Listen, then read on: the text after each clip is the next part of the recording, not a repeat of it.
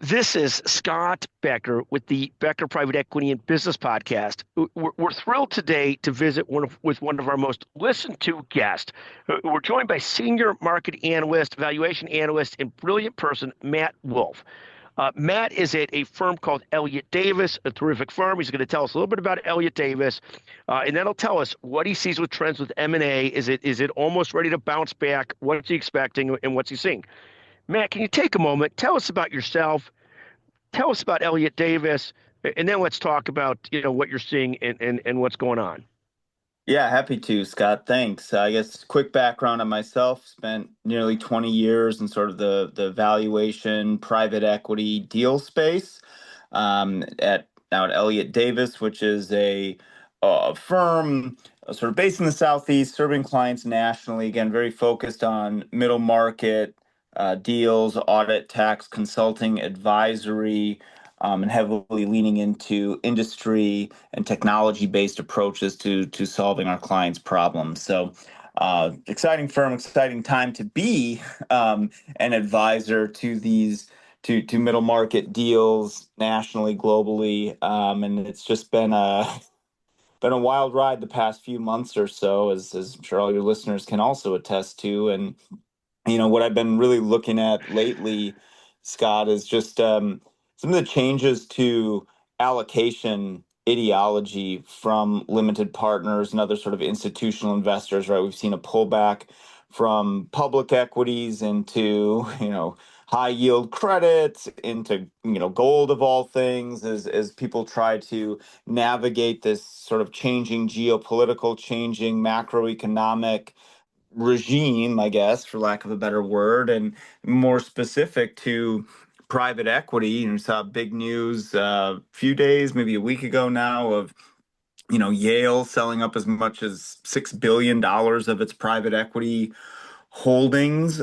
We've seen this convergence in returns between, at least historically now, between private equity returns and public equity returns. And just thinking about what does that mean going forward, not only for institutional investors and limited partners allocation to private equity, but what does that mean for the actual sponsors and how to think about deals, how to go for, how to source deals, execute deals? What does that mean for hold periods as the sort of global financial system works through this regime change, and a lot of investors take another look at private equity.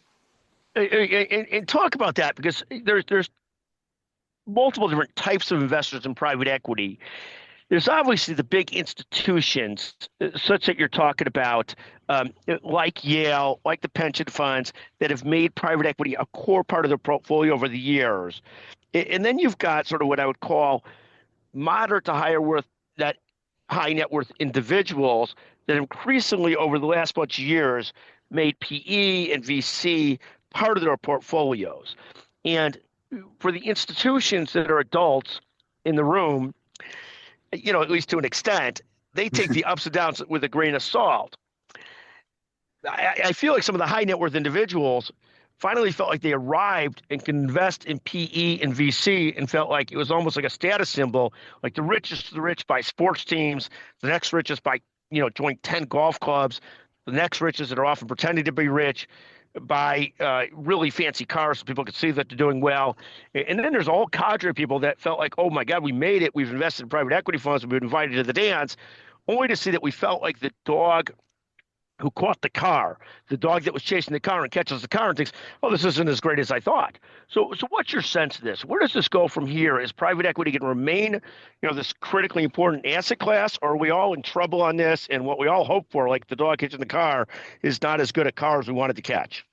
It's a $1 trillion question. It's a great question. And I guess for additional context, at least the way that I think about it and the way a lot of observers think about it is, private equity, the value proposition was, okay, invest in my fund, your money will be locked up, but you'll get a rate of return higher than, a market index, pick an index, right? Sort of like a CD at the bank, which are also coming back into vogue now that we have positive real interest rates. But yeah, lock up the money for a time period and you'll get a higher rate of return. But Bain actually came out with this really interesting study that showed the sort of premium to private equity returns above those public equity benchmarks has it fell pretty significantly over the past few years to about 11% from an average of 29% between 2014 2017. And so now that value proposition is changing. And going forward, I'm still, because ultimately private equity is just sort of an allocation tool. It's an asset class. And I'm very bullish on it because I think going forward, as sponsors and firms sort of arrange their talent and kind of figure out what does it mean to source and execute and optimize on deals going forward, because that's looking different now than it did in the prior cycle. And the firms that figure that out, they're going to be able to go back to that sort of tried and true value proposition and tell those investors, whether they are high net worth individuals or otherwise accredited investors or large pension funds, large institutional investors, and say, look, we know that private equity went through this sort of difficult time of constricted returns as we all tried to figure out how do we now do deals in this period of real positive interest rates that we haven't experienced for 15 plus years.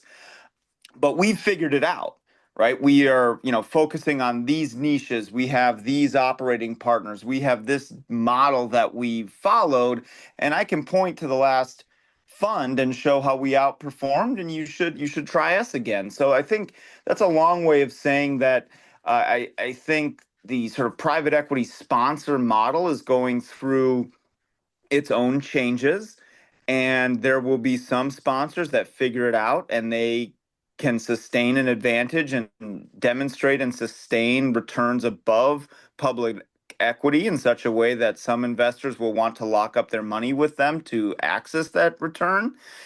And there will be some sponsors that struggle to do that. But it's still, at the end of the day, private equity is an asset class just like others, and I think there will be space for that as an asset class across various investor categories.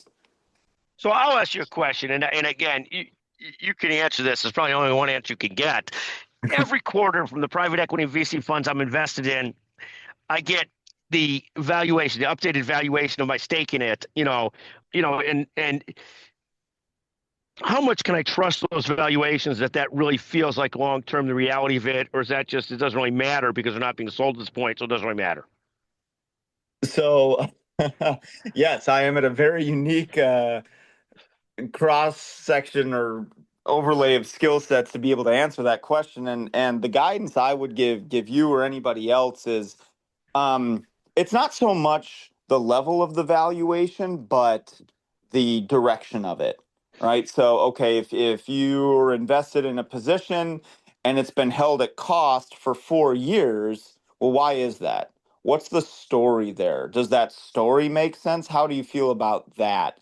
Or if it's increased 100% in 2 years, well, what's the story behind that growth? Does that make sense? And so, yes, there's a lot of quantitative information that goes into these valuations, and you and I have talked at length about, EBITDA multiples and interest rates and, SOFR curves and things like that, but also really pay attention to sort of the qualitative story. And does it make sense that this mark is still at cost, or that this mark has increased, or that this mark has come down, right?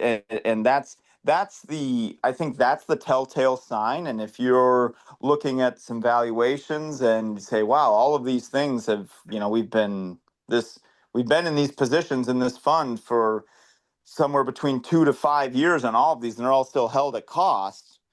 That might be a sign to be skeptical, for example. But just, you know, don't worry so much about the level of the valuation or what that implied EBITDA multiple is or isn't, but how has that value changed since investment, and does that change make sense with the sort of overall market story, the qualitative information that you know about the market, about the company? Does that change in value make sense? That's what I would focus on. Yeah, no, I think that's right on. I think that's literally great advice. It's directional more than absolute. I think that's right on. I just love that. Absolutely. 100%. I think that's right on. Like, it's not going to be exact. You shouldn't go out. I shouldn't go out and mortgage the house based on what my fund says that it's up, but I should look at it as directionally. Does it make sense? Does it not make sense? And so forth. I think that's right on. Is great. Absolutely, yeah. Yeah, don't go and buy those Ferraris quite yet, Scott. It's already bought. No, I'm just kidding. I won't. I won't do so, and I wouldn't do so anyways. Not because I wouldn't think it's cool to have a Ferrari, just because a little ostentatious, but it's okay. But the concept of the maintenance and the insurance and the headaches that come with a Ferrari leads me away from going down that direction. But the bigger point is, don't bet the farm based on the valuations you're getting until the cash is in hand. That's how I really look at it. Matt, thank you so much for joining us on the Becker Private Equity and Business Podcast. And congratulations on joining great firm Elliott Davis. Just fantastic. Thank you very, very much. Thank you, Scott. 6 months from now, you could be running a 5K, booking that dream trip, or seeing thicker, fuller hair every time you look in the mirror. Through Hers, you can get dermatologist-trusted, clinically proven prescriptions with ingredients that go beyond what over-the-counter products offer. Whether you prefer oral or topical treatments, Hers has you covered. Getting started is simple. Just fill out an intake form online, and a licensed provider will recommend a customized plan just for you. The best part? Everything is 100% online. If prescribed, your treatment ships right to your door. No pharmacy trips, no waiting rooms, and no insurance headaches. Plus, treatments start at just $35 a month. Start your initial free online visit today at forhers.com/talk. That's forhers.com/talk. Compounded products are not FDA approved or verified for safety, effectiveness, or quality. Prescription required. Price varies based on product and subscription plan. See website for full details, restrictions, and important safety information.